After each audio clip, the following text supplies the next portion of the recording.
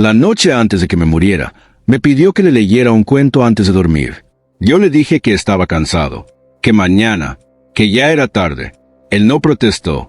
Simplemente asintió con esa resignación silenciosa que los hijos aprenden cuando sus padres dicen mañana demasiadas veces, y se fue a su cuarto. Eso fue lo último que hice como el hombre que era antes.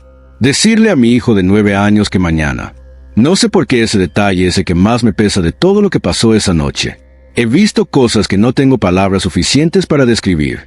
He estado en un lugar que hace que este mundo parezca un borrador de algo más real. Y lo que más me pesa sigue siendo esa palabra. Mañana. Mi nombre es Daniel Esteban Carrasco Vega. Tengo 39 años. Nací en Bogotá y llevo 12 años viviendo en Miami con mi esposa Valentina y mis 2 hijos, Mateo y Sofía, que tiene 6. Soy diseñador gráfico. Trabajo desde casa. Soy una persona completamente ordinaria, con deudas ordinarias y una rutina ordinaria y los problemas ordinarios de cualquier hombre de mi edad que intenta hacer bien demasiadas cosas al mismo tiempo y termina haciendo todas a medias. No era religioso. Quiero ser claro en eso desde el principio porque va a importar más adelante. Creía en algo, vagamente, de la manera en que uno cree en algo cuando no ha tenido ninguna razón urgente para examinar esa creencia. Iba a misa en Navidad y Semana Santa porque Valentina lo pedía y porque los niños necesitan estructura. Según yo, eso era todo. Eso era la totalidad de mi relación con lo espiritual antes de la noche del 11 de marzo. Esa noche habíamos tenido una discusión Valentina y yo. Nada extraordinario. El tipo de discusión que tienen las parejas cuando ambos están agotados y ninguno tiene reservas emocionales para ser generoso con el otro. Sobre dinero, sobre tiempo, sobre quien estaba cargando más. Me fui a dormir con esa tensión en el pecho que uno lleva a la cama y que hace que el sueño sea más un trámite que un descanso. A las 12:16 de la mañana, Valentina me despertó porque le parecía que yo respiraba de manera extraña. Cuando me tocó el brazo, no respondí. Cuando encendió la luz, vio que tenía los labios azules. Llamó a 911. Le siguió las instrucciones. Hizo las compresiones. Los paramédicos llegaron en 4 minutos y continuaron durante 3 más. 7 minutos en total antes de que recuperara pulso. 7 minutos en los que yo no estaba en esa habitación. Pero tampoco estaba en ningún lugar que se parezca a lo que uno imagina cuando piensa en la muerte. Salí del cuerpo sin drama. No hubo oscuridad. No hubo caída, no hubo el tipo de transición que las películas de terror han instalado en nuestra imaginación colectiva como la versión predeterminada de morirse. Fue más parecido a cuando termina una conversación muy ruidosa y de repente te das cuenta de cuánto ruido había porque ahora hay silencio. El ruido era mi vida. El silencio era lo que había del otro lado. Un silencio con densidad, con temperatura, con algo que no tengo mejor manera de describir que intención. Como si ese silencio supiera que yo estaba ahí y estuviera esperando que yo me orientara dentro de él. Me tomó un momento, aunque el tiempo no funcionaba igual, entender que estaba viendo. No con ojos, pero percibiendo visualmente de alguna manera. Y lo que percibí primero fue luz. No la luz blanca clínica que aparece en todos los relatos que probablemente has escuchado. Era una luz con calidad, con calidez. Como la luz de una tarde de octubre a las 5, cuando el sol está bajo y todo tiene un color que no existe a ninguna otra hora del día. Y dentro de esa luz había una presencia. No voy a construir el suspenso artificialmente porque lo que viene ya es suficientemente difícil de sostener sin adornos narrativos. La presencia era Cristo. Lo supe de la misma manera en que sabes el nombre de alguien que conociste en un sueño sin que nadie te lo haya dicho, con una certeza que no pasa por el razonamiento. Y lo primero que recibí de esa presencia, antes de cualquier imagen o mensaje, fue algo que no esperaba dado el contexto de lo que estaba atravesando. Recibí amor.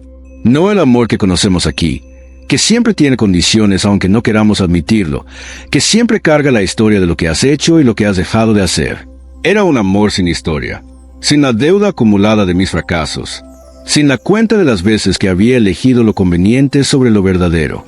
Completo, presente, dirigido específicamente a mí. Eso me hizo algo que no puedo describir de otra manera. Me deshizo, en el sentido más literal. Todo lo que yo había construido como identidad, el profesional, el proveedor, el hombre que tiene todo más o menos bajo control, se disolvió. Y lo que quedó debajo era algo mucho más simple y mucho más frágil que cualquiera de esas construcciones. Después de eso vino lo que vino. Y lo que vino es la razón por la que estoy aquí contando esto, porque no me fue dado para que me lo quedara. Lo primero que me mostró fue el mundo, no como un mapa, como una condición. Desde una perspectiva que no tiene equivalente en ningún punto de vista físico posible, vi el estado espiritual del mundo humano.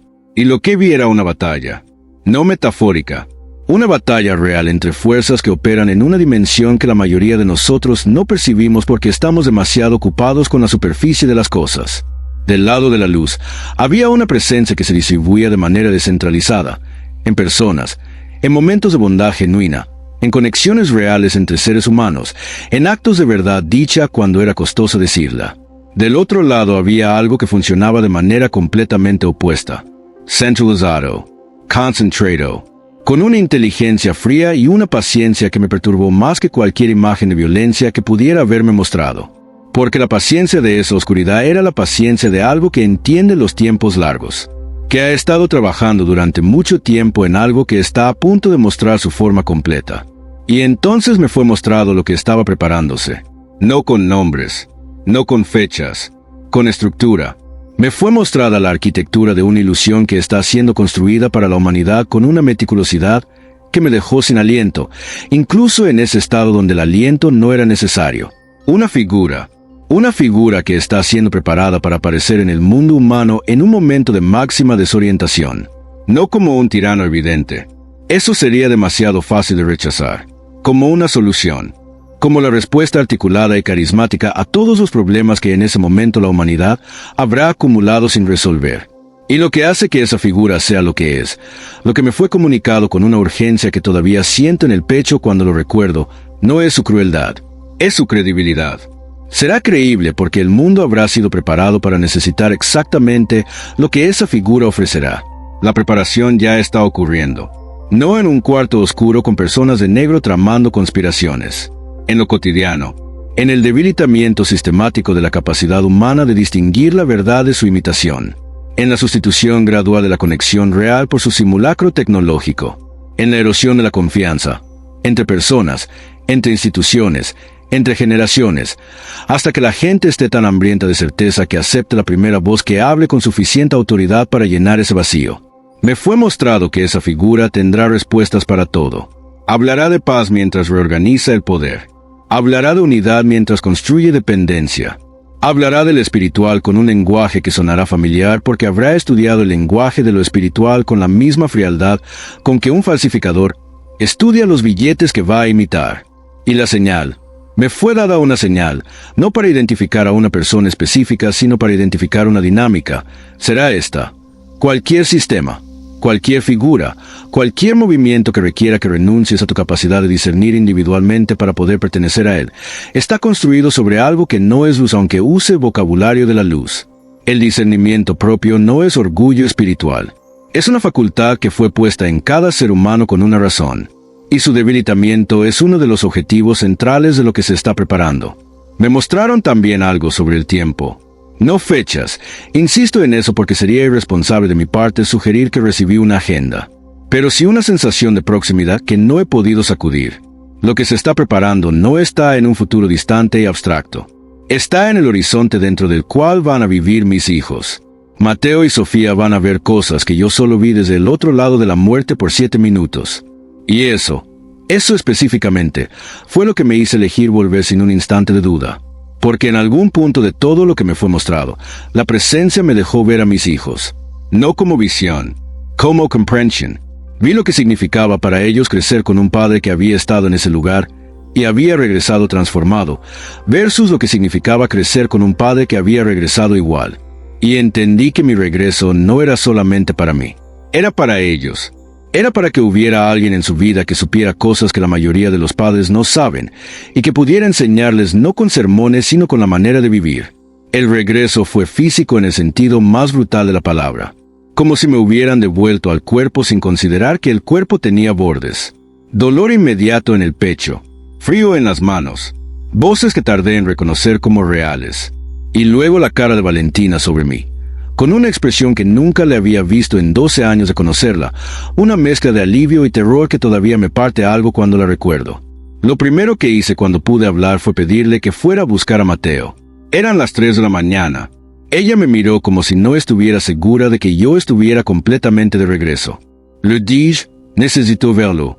Fue a su cuarto y lo trajo medio dormido, confundido, con el pelo revuelto y los ojos entrecerrados. Se paró al lado de mi cama del hospital y me miró sin saber qué estaba pasando. Yo le dije, el cuento de ayer, ¿me lo cuentas tú a mí? Él se rió de una manera que todavía escucho cuando cierro los ojos. Y me contó un cuento que se inventó ahí mismo, en tiempo real, a las 3 de la mañana en una habitación de hospital. Era sobre un dragón que tenía miedo de volar. Han pasado 16 meses. Tengo un desfibrilador implantado que me recuerda físicamente cada día que el cuerpo es frágil y el tiempo no es infinito. Leo el cuento de Mateo todas las noches antes de dormir. Lo escribí en un papel la mañana después de esa noche, mientras todavía lo recordaba completo, y lo tengo doblado en mi billetera. No me convertí en predicador callejero. No abrí un canal de profecías. Sigo siendo diseñador gráfico. Sigo teniendo deudas. Sigo discutiendo con Valentina sobre dinero y sobre tiempo.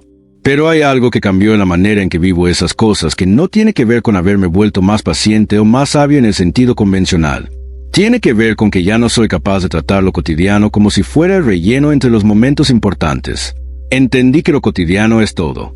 Que Mateo pidiéndome un cuento a las 10 de la noche no era una interrupción de mi vida. Era mi vida. Y lo que me fue mostrado sobre lo que viene, sobre la figura que se está preparando, sobre la desorientación que va a preceder su aparición, me dejó con una sola conclusión práctica que intento vivir cada día. La mejor protección contra lo que viene no es información. No es conocer los detalles de la profecía, ni identificar las señales políticas, ni seguir al analista correcto. Es la solidez interior que se construye en silencio, en los momentos en audiencia, en la decisión diaria de ser real cuando sería más fácil ser conveniente. Una persona con esa solidez no puede ser reemplazada por una imitación de lo espiritual, por muy articulada y carismática que sea esa imitación, porque reconoce la diferencia desde adentro. Eso es lo que me fue dado. Eso es lo que no me pertenece solo a mí. Mis hijos van a necesitar esa solidez. Los tuyos también. Y empieza aquí, en esto que estás haciendo ahora mismo, en la disposición de escuchar algo que te incomoda porque en el fondo reconoces que tiene que ver contigo. El dragón que tenía miedo de volar eventualmente voló. Eso también lo dijo Mateo esa noche. No se lo enseñé yo. Lo sabía solo.